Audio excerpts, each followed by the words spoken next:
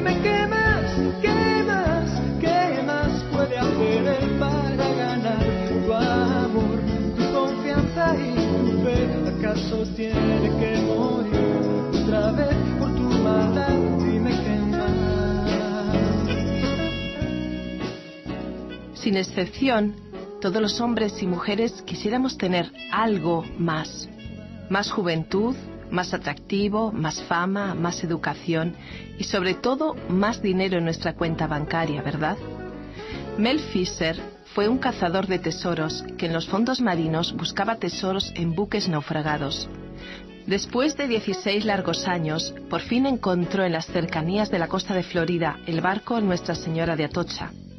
Pero pasaron muchos meses de ardua labor hasta que sus buzos pudieron rescatar un cargamento que valía millones de dólares. La Biblia, nuestro objeto de estudio en este programa, describe otra clase de tesoros y afirma que es más precioso que el oro, la plata o los rubíes. Es la sabiduría, que es más que el conocimiento. ¿Valoramos la sabiduría?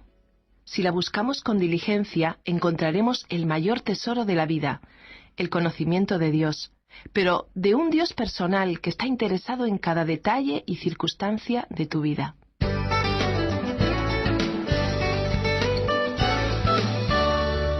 Nuestro pasaje bíblico de hoy se encuentra en el libro de los Proverbios, desde el capítulo 10, versículo 5, hasta el capítulo 11, versículo 1. Estimado oyente, en este capítulo 10 hemos entrado en la segunda división principal de este libro, que hemos titulado Proverbios de Salomón, escritos y ordenados por él mismo. Dijimos que en esta sección vemos que al joven estudiante se le dan algunas normas para su vida, que son lecciones que usted y yo también necesitamos aprender en la escuela de Cristo. A modo de introducción, vamos a recordar lo dicho en los versículos 3 y 4. Leamos el versículo 3. El Señor no dejará que el justo padezca hambre, mas rechazará la codicia de los malvados. Usted seguramente recordará que dijimos que en este libro hay un proverbio para cada persona y un proverbio que encaja con las vidas de ciertos personajes de la Biblia. Cuando leemos este proverbio que dice que el Señor no dejará que el justo padezca hambre, recordamos al patriarca José. Él fue vendido por sus hermanos a Egipto y debe haber pensado que el final de su vida había llegado y que Dios parecía encontrarse lejos de él. Sin embargo, tuvo fe en Dios. Y nosotros sabemos que Dios no lo abandonó. Dios dispuso las cosas para que al final él fuera liberado de la prisión y se convirtiese en el primer ministro de Egipto. Y el versículo 4 dice: La mano negligente empobrece, pero la mano de los diligentes enriquece. ¡Qué grandes diferencias hay entre las personas hoy! Hay muchos creyentes que son muy generosos, otros, en cambio, no lo son más bien mezquinos. Es interesante que la persona que se ha impuesto a sí misma un presupuesto muy ajustado y que vive esa clase de vida, parece nerviosa y tensa todo el tiempo. Y en contraste, la persona generosa disfruta de una vida plena. ¿No le parece que este versículo se corresponde con la vida de Abraham? Él era un hombre generoso. Cuando Abraham y su sobrino Lot tuvieron que elegir una tierra, le dijo a su sobrino: Elige la parte de tierra que prefieras y yo me quedaré con la otra parte. Solo un hombre generoso podría dividir bienes inmuebles de esa manera. Abraham tenía derecho a elegir. Él seguramente sabía que la tierra de primera calidad era la bien irrigada llanura del río Jordán. Lot debe haber pensado que Abraham no era muy inteligente, que digamos, por no haberse trasladado allí. Pero ya que Abraham le dio a Lot la oportunidad de elegir, éste escogió la tierra fructífera de la llanura. Y así, de forma egoísta, eligió lo mejor para él, aunque al final lo perdió todo. El proverbio termina diciendo: pero la mano de los diligentes enriquece. Tenemos que destacar que hay dos palabras que nunca aparecerán juntas en la Biblia. Las palabras fe y pereza no se mezclan. Un cristiano perezoso no es un cristiano que tiene una verdadera fe en Dios. El que es diligente, activo, es el que trabajará, el que se esforzará. Este proverbio también me recuerda al apóstol Pablo. Cuando el Señor le llamó, con toda certeza no consiguió un individuo perezoso, sino todo lo contrario. Ahora vamos a comenzar la lectura correspondiente a nuestro programa de hoy leyendo el versículo 5 de este capítulo 10 de Proverbios. El que recoge en verano es hombre sensato, pero el que duerme en tiempo de siega avergüenza. Aquí tenemos otro proverbio de contraste. El joven llamado sabio es el que trabaja en el verano. El joven perezoso es el que duerme en el tiempo de la cosecha. Este último, evidentemente, no va a llegar a realizar su trabajo. Permítanos decirle, estimado oyente y amigo creyente en particular, que usted necesita reconocer que Dios quiere instruirnos y formarnos. Es bueno saber aprovechar el tiempo cuando uno es joven. Recuerde que, como dice este proverbio, el que recoge en verano es hombre sensato. Le aconsejamos a cualquier joven que nos está escuchando que si usted quiere ser utilizado por Dios más adelante, donde quiera que se encuentre hoy, comience a prepararse. Recuerde lo que dice esta primera parte del versículo 5. Estas frases del libro de los Proverbios son tremendamente importantes, son verdades eternas, son verdades no para hacerle remontar el vuelo y elevarse hacia las regiones celestiales, sino para prepararle para recorrer las aceras de su propia ciudad. Si usted no puede usar esas grandes verdades, si no funcionan en su vida, no es porque haya un fallo en ellas, sino porque hay un fallo en usted. Ahora veamos lo que dice el versículo 6. Hay bendiciones sobre la cabeza del justo, pero la boca de los malvados oculta violencia. ¿Qué cuadro tenemos aquí de dos personajes del Antiguo Testamento? La frase «hay bendiciones sobre la cabeza del justo» me recuerda al profeta Samuel. Y la segunda frase «la boca de los malvados oculta violencia» me recuerda a Saúl, primer rey de Israel. Ahora el versículo 7 dice, «La memoria del justo es bendecida, mas el nombre de los malvados se pudrirá». Uno puede pensar sobre este proverbio en relación con ciertas personas que eran famosas hace unos pocos años, pero hoy su recuerdo se está desvaneciendo. Pensamos que los personajes de esta generación serán olvidados en los próximos 50 años. Sin embargo, la memoria de otros, muchos de ellos siervos de Dios, resiste el paso del tiempo. Así que este es un proverbio muy cierto. Ahora el versículo 8 dice, «El de corazón sabio recibe los mandamientos, mas el de labios necios va a su ruina». El de labios necios aquí podría traducirse literalmente el charlatán, aquel que habla sin parar. Es sabio de acuerdo con su propia opinión. En contraste, el de sabio corazón acata las órdenes, aceptará mandatos. Recordemos que había un rey que se llamaba Nabucodonosor que escuchó el consejo de Daniel y prosperó. Luego hubo otro rey que se llamaba Belsasar. Este rey era un insensato. Un banquete real celebrado en una noche marcó el final de su vida y de su reinado, como podemos ver en el capítulo 5 del libro del profeta Daniel. Luego leamos el versículo 9 de este capítulo 10 de Proverbios. El que camina en integridad anda confiado, pero el que pervierte sus caminos sufrirá quebranto. Este proverbio tiene su equivalente actual en la frase «La honradez es la mejor política». Ahora, en el versículo 10 leemos «El que guiñe el ojo acarrea tristeza, el de labios necios será derribado». Aquí tenemos un detalle interesante, que el ojo y la boca tienen que estar de acuerdo. Cuando usted ve a alguien que dice algo y guiñe el ojo, significa que realmente no quiere decir lo que está diciendo. Su boca y su mente no están de acuerdo, y cuando no están de acuerdo, bueno, causarán mucho dolor.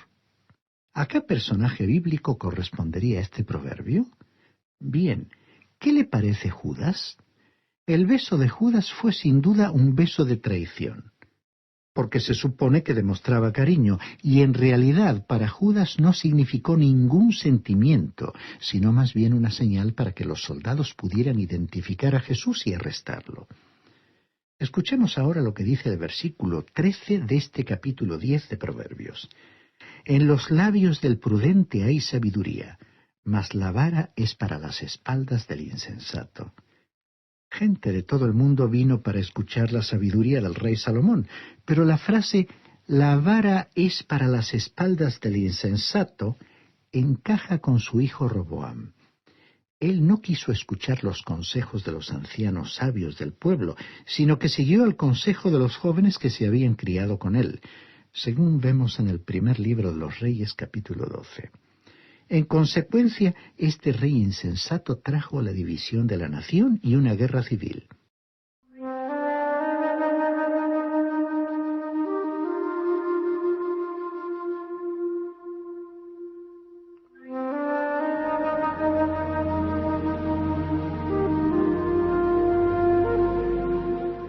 El versículo 14 de este capítulo 10 de Proverbios dice: Los sabios atesoran sabiduría, mas la boca del necio es una calamidad cercana. Todo el tiempo el hombre sabio está acumulando el conocimiento. En cambio, la boca del hombre necio coloca a éste con un pie sobre una cáscara de plátano y el otro casi en su sepultura. Luego, en el versículo 16 encontramos lo siguiente: La obra del justo es para vida, el fruto del malvado es para pecado. Este proverbio nos recuerda a Caín y Abel. La frase «la obra del justo es para vida» nos recuerda a Abel. Él criaba ovejas y ofreció un cordero como su sacrificio. Y la frase «el fruto del malvado es para pecado» nos recuerda a Caín. En rebelión él trajo el fruto de la tierra. El apóstol Pablo dijo en su carta a los Romanos capítulo 8 versículo 6 que la mentalidad pecaminosa, el ocuparse solo de lo que es humano, lleva a la muerte, y esa advertencia fue dirigida al cristiano. La muerte, para él, significa separación de una relación de comunión y compañerismo con Dios. Dios no va a tener camaradería con una persona cuya mente está concentrada en lo humano y pecaminoso. Cuando el proverbio dice «la obra del justo es para vida», significa compañerismo con Dios. Abel fue un hombre salvo. En cambio, la frase «el fruto del malvado es para pecado» caracterizó a Caín. Continuemos leyendo el versículo 17 del capítulo 10 de Proverbios. Guardar la instrucción es camino que lleva a la vida. El que rechaza la reprensión se extravía. Esto se aplicaría a Absalón, hijo del rey David. Él no quiso escuchar una reprobación. Él cometió la gran equivocación de intentar hacerse con el reino enfrentándose a su propio padre, quien era un experto en la guerra. Luego, en el versículo 18, encontramos lo siguiente: El de labios mentirosos encubre el odio. El que propaga la calumnia es un necio. Qué terrible es que alguien finja ser su amigo y más tarde usted descubra que es realmente su enemigo. Esa persona es realmente necia, porque con el tiempo usted la descubrirá. Y todo aquel que calumnia es también un insensato. Dios le dio una ley a su pueblo con respecto a esto. La podemos leer en los versículos 16 y 17 del capítulo 19 del libro de Levítico. Allí se nos dice: No andarás chismeando entre tu pueblo, no atentarás contra la vida de tu prójimo. Yo, el Señor, no aborrecerás a tu hermano en tu corazón, reprenderás a tu prójimo para que no participes de su pecado. Estimado oyente, no halague a ninguna persona cuando en realidad la odia, pero tampoco tiene que calumniar a esa persona. Este proverbio describe a un personaje de la Biblia. ¿Recuerda usted que Joab fingía ser amigo de Abner? ¿Y lo engañó para que saliera fuera de la casa y luego lo mató para vengar a su hermano Asael? Él murió como muere un necio. Eso fue lo que David dijo al lamentar la muerte de Abner. El episodio está registrado en el segundo libro de Samuel, capítulo 3. Leamos ahora el versículo 21 del capítulo 10 de Proverbios. Los labios del justo sustentan a muchos, pero los necios mueren por falta de entendimiento. Y nuevamente recordamos a Samuel y a Saúl ante nosotros como ejemplos de estos proverbios. Samuel fue un gran juez de Israel, pero el rey Saúl hizo verdaderas tonterías. Luego, en el versículo 22 leemos: La bendición del Señor es la que enriquece y no añade tristeza con ella. Hay algunos que viven en el placer y piensan que se lo están pasando en grande, que se están dando la gran vida.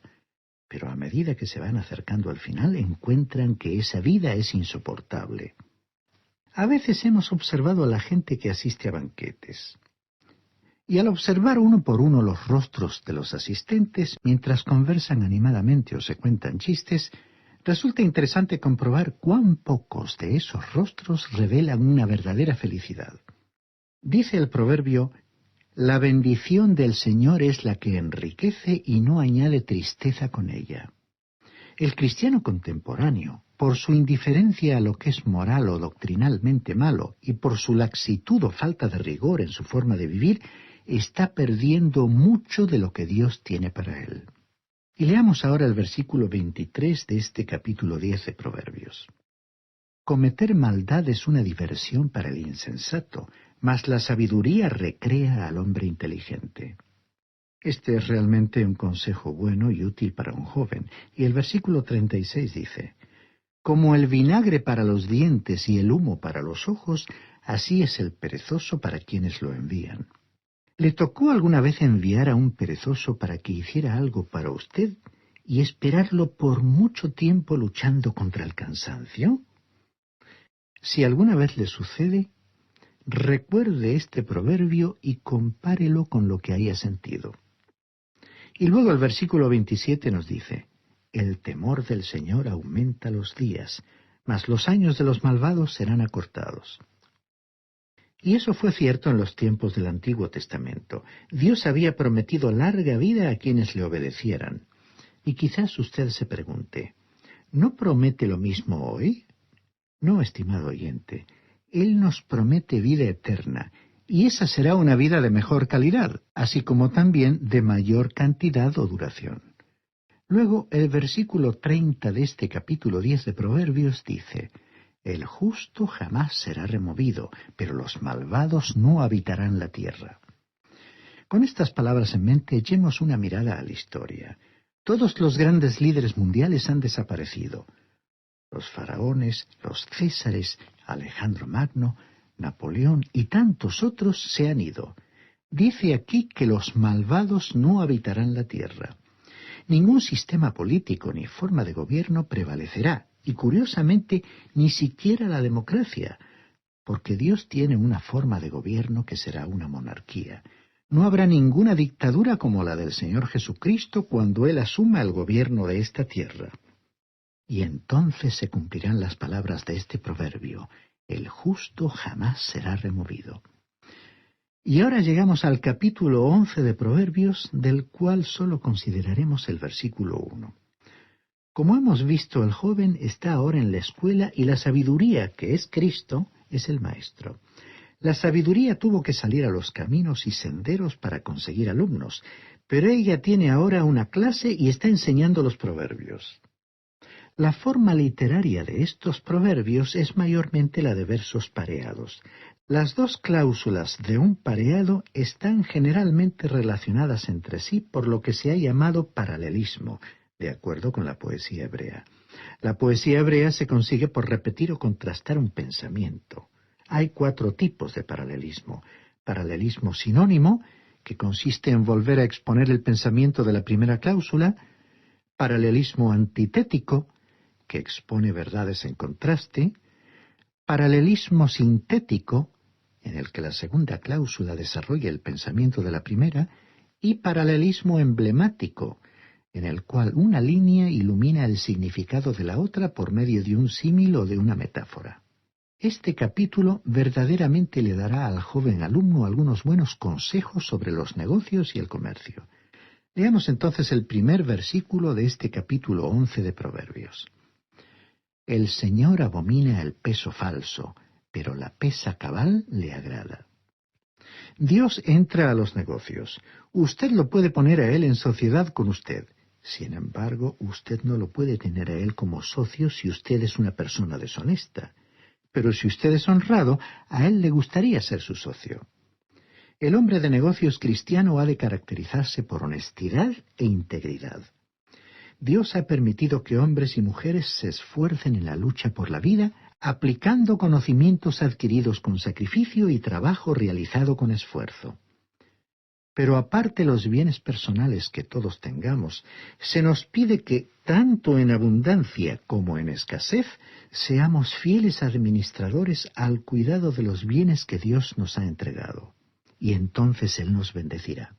Y las iglesias y organizaciones cristianas deberían tener siempre presente lo que se dice en estos proverbios, enseñados a los jóvenes de la Escuela de la Sabiduría de este libro, para poder evaluar hasta qué punto se aplican la honradez y la integridad en los asuntos prácticos y materiales del reino de Dios.